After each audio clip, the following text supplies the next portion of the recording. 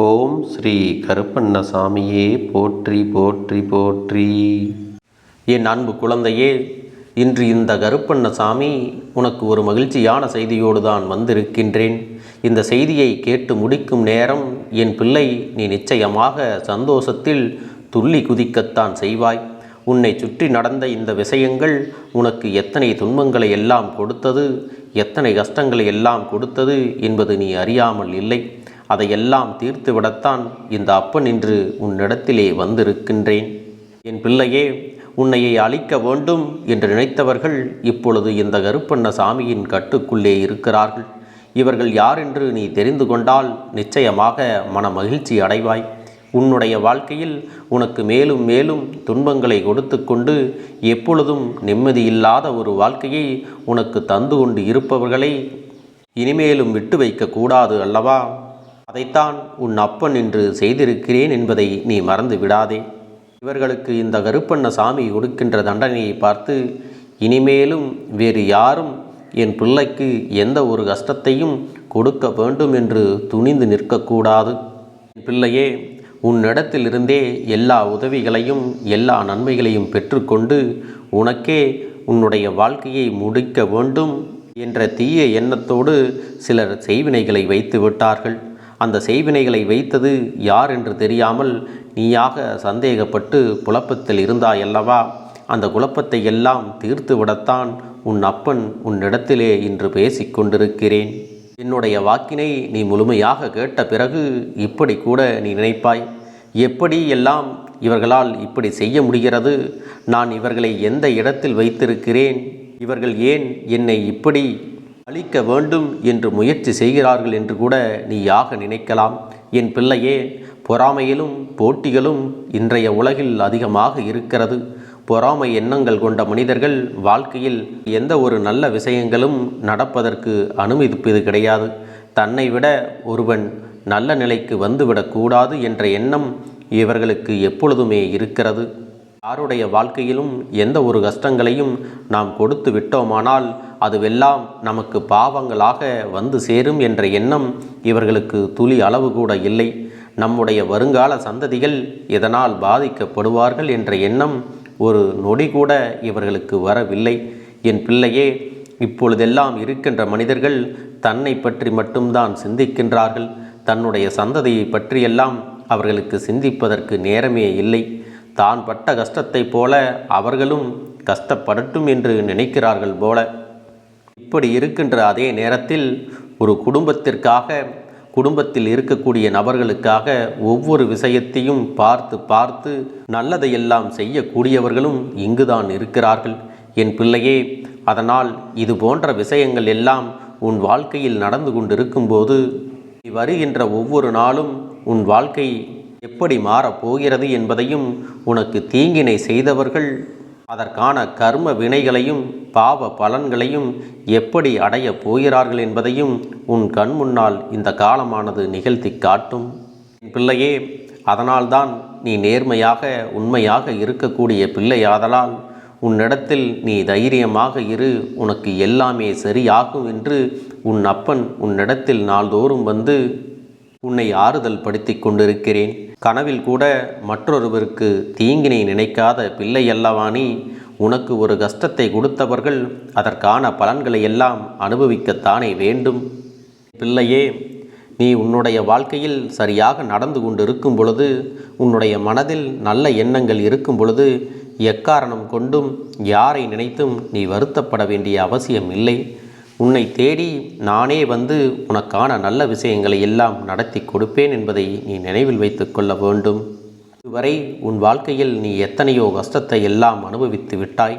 இனிமேல் நிச்சயமாக உனக்கு வாழ்க்கையில் நல்லது மட்டுமே நடக்கும் என்பதை நீ புரிந்து கொண்டால் போதும். பிள்ளையே, உனக்கு இந்த வாழ்க்கையில் சோதனைகளை கொடுத்தார்கள் அல்லவா? இவர்களை இனிமேல் திருத்த முடியாது. ஆனால் உன்னுடைய வாழ்க்கையிலிருந்து நிச்சயமாக நீ மீண்டு வர முடியும். இவர்களின் எண்ணங்களை எல்லாம் தவிடுபொடியாக்கி நீ நல்ல விஷயங்களை எல்லாம் பெற்றுக்கொள்ள முடியும். பிள்ளையே, உனக்கு செய்வினைகளை செய்ய வேண்டும் என்று நினைத்தது யார் என்று உன் அப்பன் உன்னிடத்திலே சொல்லிவிடுகிறேன். சற்று செவி கொடுத்து நான் சொல்வதை நீ முழுமையாக கேட்க வேண்டும். உன்னுடைய குடும்பத்திற்கு மிக அருகிலேயே இருக்கின்ற ஒரு பெண் இதை செய்து கொண்டிருக்கிறார்கள். இவளுடைய பார்வை எப்பொழுதுமே சரியில்லை. உன் இல்லத்தின் மீது எப்பொழுதுமே ஒரு கொடூர பார்வையைத்தான் அவள் வைத்து கொண்டிருக்கிறாள். அவளுடைய கொடூர பார்வை, அவர்களுடைய பேச்சு நடவடிக்கைகள் எதுவுமே சரியில்லை. அவளுடைய குறு பார்வையினால் உன் இல்லத்திற்கு வருபவர்கள் கூட பலர் வருவதை நிறுத்திவிட்டார்கள்.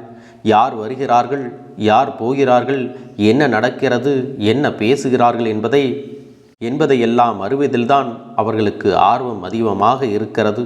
உனக்கே உன் வாழ்க்கையை பற்றி இவ்வளவு விஷயங்கள் தெரியாது. ஆனால் உன்னை பற்றிய அத்தனை விஷயத்தையும் அவர்கள் விரல் நுனியில் வைத்திருக்கிறார்கள். அதனால் என் குழந்தையே, சுற்றி நடக்கின்ற விஷயங்களுக்கெல்லாம் இவர்களிடத்தில் ஏதோ ஒரு வகையில் உனக்கு துன்பங்கள் வந்து கொண்டிருக்கிறது என்பதை நீ புரிந்து கொள்ள வேண்டும். அது மட்டுமல்ல என் குழந்தையே, உனக்கு இவர்கள் செய்வினைகளை செய்ய நினைத்தது எப்படி தெரியுமா? குடும்பத்தில் மிக அதிகமான நெருக்கத்தில் இருந்து கொண்டு இப்பொழுது உன் குடும்பத்தில் ஏற்பட்ட சிறு பிரச்சனைகளினால் பிரிந்து சென்ற சிலரை இவர்கள் தன்னுடைய கைக்குள் போட்டுக்கொண்டு அவர்களின் மூலமாக உனக்கு செய்வினைகளை செய்ய நினைக்கிறார்கள். இவர்கள் நினைக்கின்ற இந்த செய்வினைகளின் பலனாக உன்னுடைய வாழ்க்கையில் பலவிதமான விஷயங்களை எல்லாம் நீ விளக்க வேண்டியது இருந்தது. உன்னுடைய வாழ்க்கையில் பலவிதமான விஷயங்களை எல்லாம் நீ இழந்துவிட வேண்டியது இருந்தது. இந்த கருப்பன் அதையெல்லாம் புரிந்து கொண்டேன். என் பிள்ளையே, இந்த கருப்பன் இப்படிப்பட்ட நபர்களை எல்லாம் அப்படியே விட்டுவிடக்கூடாது அல்லவா? ஏனென்றால் அப்பன் சட்டென்று யாரையும் எந்த ஒரு துன்பத்திற்கும் ஆளாக்குவது கிடையாது. அவர்களின் எண்ணங்களையும் குணங்களையும் அவர்கள் செய்கின்ற செயல்களை வைத்துதான் அவர்களுக்கான தண்டனை கிடைக்கும். அப்படியானால் இன்று இவர்களுக்கு என்ன நடக்கப் போகிறது, உன்னுடைய வாழ்க்கையில் இவர்கள் என்ன செய்து கொண்டிருக்கிறார்கள் என்பதை நீ புரிந்து கொண்டு விட்ட பிறகு இந்த அப்பன் அவர்களை என்னுடைய கட்டுக்குள் கொண்டு வந்து விட்டேன். பிள்ளையே, இவர்களுடைய இல்லத்தில் உனக்கு செய்வினைகள் செய்வதற்கு திட்டம் போட்டு கொண்டிருந்தார்கள். அது மட்டுமல்ல, அந்த திட்டத்தை நாம் எப்படி செயல்படுத்துவது என்பது பற்றி இவர்கள் பல நேரமாக பேசிக்கொண்டிருக்கிறார்கள். ஒவ்வொரு நாளிலும் ஏதாவது ஒரு கஷ்டம் இவர்களுக்கு கொடுத்து கொண்டே இருக்க வேண்டும் என்ற எண்ணம் இவர்களுக்கு நாள்தோறும் இருக்கத்தான் செய்கிறது. இந்த கருப்பண்ணசாமி அவர்களுக்கு மிகப்பெரிய ஒரு தண்டனையை கொடுத்து மீண்டும் யாருக்கும் இந்த செய்வினைகளை செய்து விடாதபடி, அந்த எண்ணங்கள் வரவிடாதபடி என்னுடைய கட்டுக்குள் வைத்திருக்கிறேன். என் பிள்ளையே, இவர்கள் என்னுடைய கட்டுக்குள் வந்த பிறகுதான் இப்பொழுதெல்லாம் உன்னுடைய வீட்டினை கண்காணிப்பதும் இல்லை, வெளியில் அதிகமாக நடமாடுவதும் கிடையாது என்பதை நீ புரிந்து கொள்ள வேண்டும். அது மட்டுமல்ல, இவர்களுடைய கனவில் செய்வினைகள் வைத்தால் அவர்கள் குடும்பத்திற்கு என்ன நடக்கும் என்பதை ஒரு திரைப்படமாகவே காட்டி அவர்களை மிரட்டியும் வந்திருக்கிறேன். அதில் பயந்து போய்தான் இனிமேல் உன் பக்கம் கண்ணெடுத்து பார்க்கக்கூடாது, திரும்பி கூட பார்க்கக்கூடாது என்ற அளவிற்கு அவர்களை மிரட்டி விட்டிருக்கிறேன். அது மட்டுமல்ல, அவர்களுடைய குடும்பத்தில் ஒரு இழப்பு ஏற்பட்டால் என்ன நடக்கும் என்பதை அவர்களாகவே உணரவும் செய்து விட்டேன். அதனால்தான் இப்பொழுது மிரண்டு போய் அங்கே பயத்தில் நடுங்கிக் கொண்டிருக்கிறார்கள். என் பிள்ளையே, இப்படிப்பட்டவர்களையெல்லாம் இனி இந்த கருப்பண்ணசாமி நான் பார்த்து கொள்ளப் போகிறேன். இனிமேல் உன்னுடைய முயற்சிகளையும் நல்ல எண்ணங்களையும் மட்டுமே நீ அதிகமாக வைத்து உன் வாழ்க்கையில் நீ வெற்றி பெற வேண்டும். இவர்களை பற்றியெல்லாம் நீ ஒருபோதும் கவலைப்பட்டு கொண்டிருக்காதே. உன்னுடைய வாழ்க்கையில் இருக்கக்கூடிய கஷ்டங்களுக்கும் குழப்பங்களுக்கும் நீ பயந்து நிற்காதே. இந்த கருப்பண்ணசாமி உன் வாழ்க்கையில் மிகப்பெரிய வெளிச்சத்தை உருவாக்கிவிட்டேன். என் அன்பு குழந்தைக்கு இந்த கருப்பண்ணசாமியின் ஆசீர்வாதங்களும் அன்பும் துணையும் என்றென்றைக்கும் முழுமையாக கிடைத்து கொண்டே இருக்கும்.